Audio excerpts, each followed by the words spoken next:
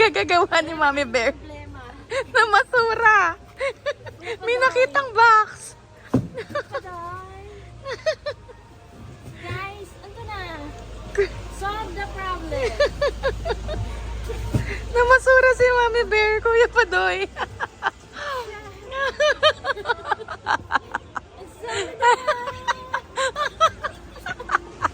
Tara na, umuwi na tayo.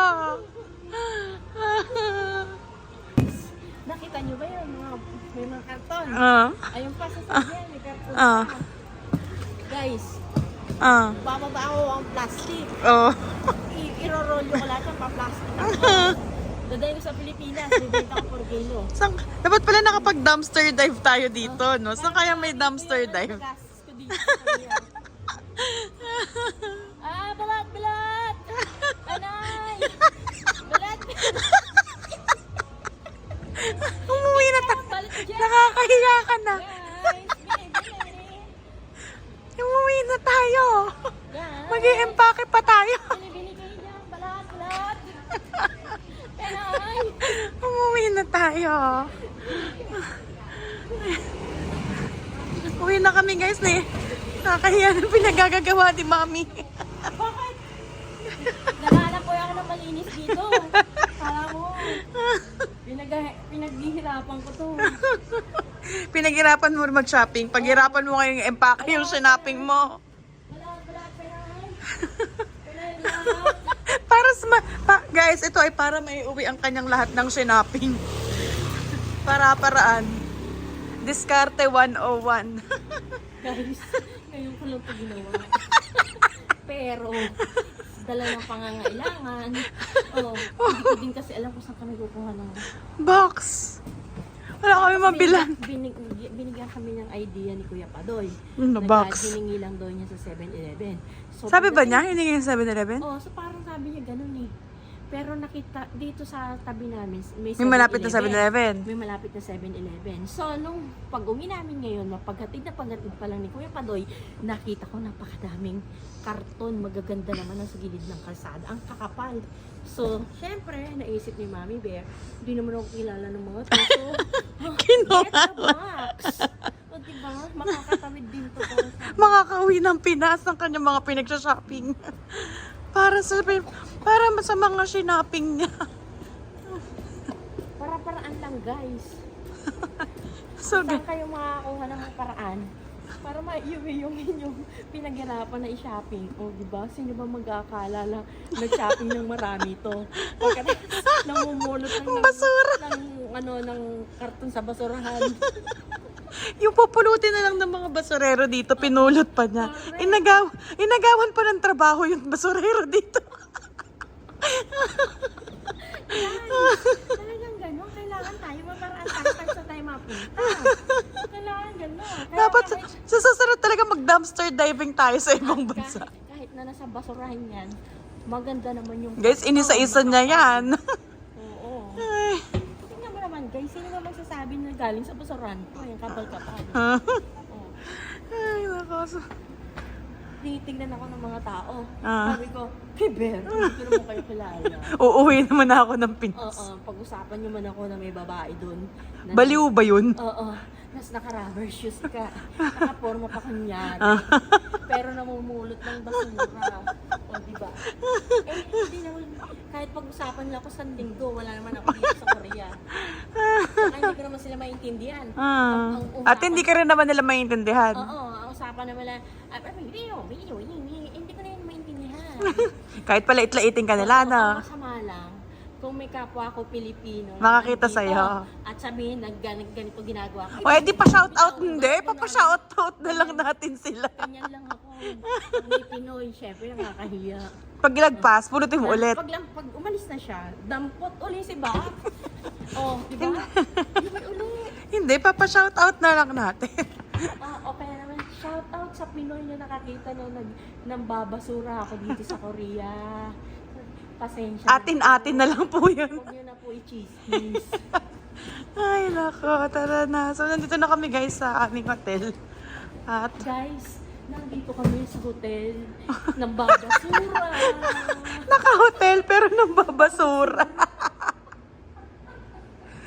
Nandito na kami sa hotel namin, guys. I'm so proud to be a basurera in Korea. Pumunta na, papasok na kami, guys, kasi mag-empake pa kami. Buksan mo yung yung basurera, hindi makadala. Ako, pakapi-kapi lang, guys. Push pala. Papasukin ng basurera. Award. Push ba? So, yan na siya. Yan ang wala sila. Hotel pa ko, no? Pero... Yan. Hotel ko, no? Pero basurera naman sa Korea. Hi, guys. Kaya siguro nandun sa ano. Ano kaya ito yung basurero? May dala mga karton. Sabihin, ang tataba, pero mga basurera. Sabi, Basurera. punta pati sa hotel, yung pala basurera lang. Hindi ko kuha lang talaga kami ng basura sa hotel. Guys, maganda, ang kapal na yan ng karton. Ayun, guys. Ang kapal-kapal ng karton. Ito, thank you so much, Kuya Padoy, sa iyong nongshim na karton. Ayan. Pero Baka maligaw na naman tayo, dito tayo. Dahil nadiskarte si Mami Bear ng basura.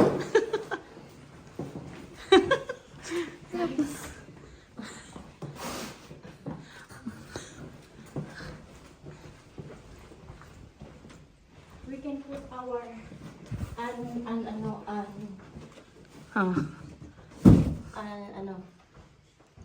our Basura. not so important things in this box. Shout out po kay Kuya Padoy! Super duper thank you to you for giving your time Effort. and Para sa effort box. sa karton. At sa And tip. tip. Sobrang thoughtful, guys. Imagine nyo, naisipan niya bigyan kami ng tip. Yes, at kahit na nagpapahinga na siya. Madaling araw na, guys. Time check. Time check tayo, guys. Para lang alam kahit nyo. madaling araw na siya, napagbigyan pa rin kami. O, diba? Lobat na pala yung relo ko. Yun. So, time check, guys. so Oh, much thank you. 1:18 na. Tapos, uuwi pa siya ng Suwon. An hour from our accommodation. No? So So, much thank you to you. thank you so much, Kuya Padoy, for accommodating us dito sa Korea. Sana pagbalik namin, accommodate mo ulit kami. Yes. And, yun. Nakakatuwa kasi meron tayong kababayan na in-accommodate kami dito sa... And guys- At sinamahan kami and everything. Lahat ng mga concerns, mga inquiries namin, mga... Kasi lagi ako nakatanong kay Kuya kung, Kuya, okay ba dito? Kuya, saan ba yung ganito? Ganyan. So, nakakatuwa lang na meron tayong nalalapitan na hindi puro internet. Ito na, hila-hila na ni Mami So, ngayon Bear. guys, Hila-hila na Ayan. ni Mami Bear yung karton kanyang karton. na napamasurahan. Huwag mo muna ipasilip kung gaano kadami yung Hindi ko muna ipapasilip yung kung gaano kadami yung accommodation namin. Kasi ang nangyari is, lahat ng maleta ay inilatag ko muna. Tapos lahat ng pinamili namin, naman na. So, pag na-segregate na, naayos na namin yung maleta namin kahit paano. Try namin mag-room tour kasi hindi pa namin napapakita sa inyo yung kwarto namin. So, simple lang tong hotel namin. Ito na yung pinaka kaya ng budget ko na kunin. Kasi ang mamahal na, umaabot ng 100,000 ang mga accommodations ngayon dito sa Korea. Dahil nga late na kaming nag-book. Parang a week before lang. So, pasok na rin ako, guys. Parang a week before kami umalis. Tsaka pa lang, actually parang few days before kami umalis, tsaka pa lang kami nag-book.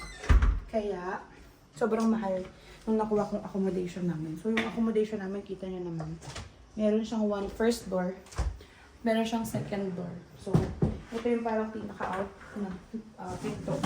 Okay lang yan, i-ganyan mo na. Tapos sa susunod pag naayos na ulit. medyo masyadong nakakahiya. Hindi, okay lang yan. Normal eh. So, bye guys! So, ngayon na nga guys. It's uwian time already. At tayo ngayon ay... intro muna ako. Hi guys! Good morning na. Time check. It's around... Anong oras na, Mami Bear? 2:21 ng umaga. 2:21 a.m. And this is your doktora, Doc Sheena. At uwian na nga namin ni Mommy Bear. Tomorrow night ay, hindi pala, mamayang gabi ay flight na namin pauwi ng Pilipinas. Kaya ngayon ay busy ang mommy bear ninyo. Mommy bear, so hi ka naman dyan. Hi everyone! Pakita ka dito. Kala ko nandiyan nakalagay eh. Hindi. So, busy ang inyong mommy bear. Ayan si mommy bear. Tingnan nyo guys. Tingnan niyo sa vlog niya kung ano ginagawa niya. At ang inyong doktora na mag-empake na ng aming mga pinamili. At kung ano man ang aming pinamili, ay abangan niyo din. Meron kaming gagawin na separate vlog dito. So for now, ay gagawan ko ng paraan yung ibang mga bagahe. Mga paano namin may uuwi. Kasi actually guys, dumating kami dito, tumalis kami ng Pilipinas, dumating kami ng Korea na may 3 baggage lang. Dalawang malaking maleta na check-in baggage at isang hand carry. Tingnan natin ngayon, bago kami umuwi, kung ilan check-in baggage at ilang hand carry ang maiuwi namin. So samahan niyo ako na i-empake ang lahat ng ito. Alam niyo ba guys, dahil tayo ay sanay na nag-empake, meron akong dalang gunting at meron akong dalang tape. Pero, shoutout Kuya Padoy, meron siyang packing tape. Hindi nyo kaya. Thank you so much Kuya Padoy. Napaka-thoughtful ni Kuya. Pero naisip pa niya na bigyan kami ng ganito. So, thank you so much Kuya Padoy. Galing pang Lotte World dito. Lotte Mart yun. So, yun. Thank you so much, Kuya Padoy. Dok, may dala akong, sabi niya sa akin, Dok, actually, may dala akong packing tape. Binigyan niya kami ng box. Tsaka together with the box, ay may bigay-bigay din siyang packing tape.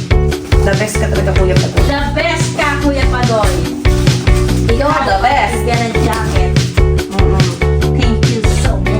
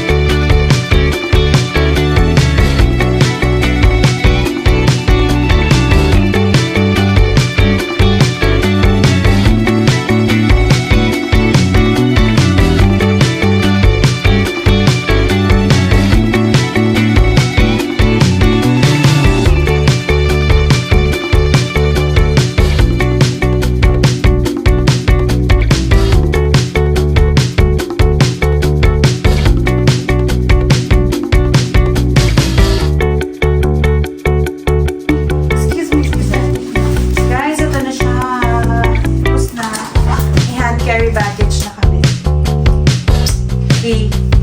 Congratulations to me. So guys, ito na yung mga clothes na napamili. So, i-close ko na to. Halo-halo na to para sa aming apat. Mami, oh. So, sasara na natin to. Sasara na natin ang ating parang ma-judge mo.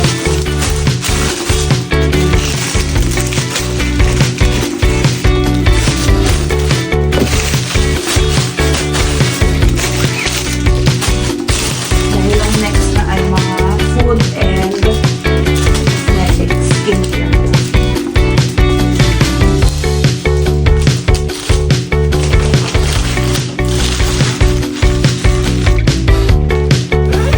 Ang lamig. Yeah. So guys, maluwag na maluwag pa. Mama Bear, baka gusto mo pang mag-shopping. Hindi na okay na ako. Sapatos pa eh. Oh, saan mo ilalagay? Dapat talaga ang Maluwag pa! dapat ang sapatos. Dalawa pa. Saan lalagay? Dalawa pang bag. Maluwag pa yun. Okay? Di ba may padlock naman yan? Okay. Ito naman guys, yung mga goodies. Ano tawag dyan? Mga food. Yung skincare, magkakasama na dyan.